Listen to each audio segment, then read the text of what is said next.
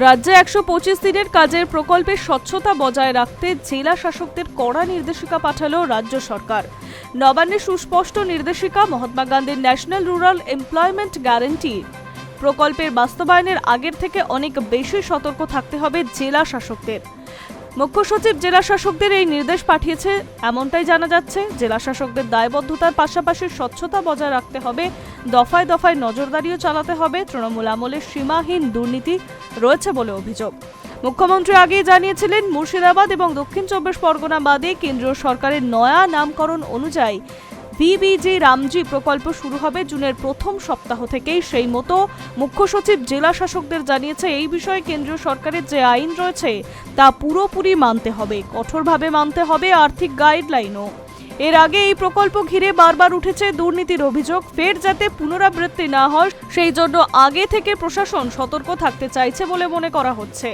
তাই নির্দেশিকায় মুখ্য সচিব জেলা শাসকদের বলছেন, আগের অভিজ্ঞতা অনুযায়ী ভুল পরিকল্পনা, নজরদারির বাইরে বেশ কাজের অনুমোদন না দেওয়া, বেঠিক বাস্তবায়ন, সঠিকভাবে তথ্য যাচাই না করা, বিভিন্ন বিধি অমান্য করা, দুর্বল সামাজিক সমীক্ষা এবং পর্যাপ্ত তথ্য বজায় না রাখা, এইসব কারণেই প্রকল্পটি বাস্তবায়িত হয়নি।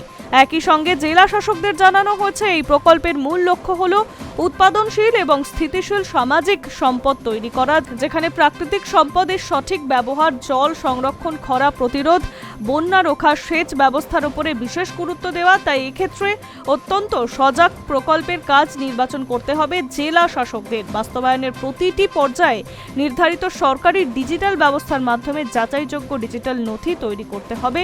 স্বচ্ছতা বজায় রাখার পাশাপাশি কোনোভাবেই যেন সরকারি অর্থের অপব্যয় না হয়।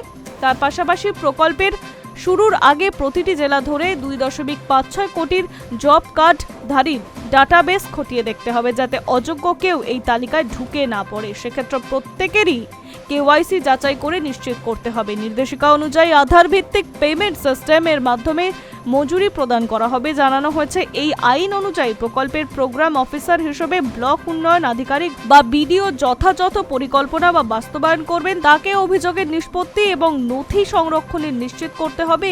এই জন্যই তিনি নিয়মিত কাজ পরিদর্শন এবং সময় মতো সংশোধনের ব্যবস্থাও করবেন। Hi news network.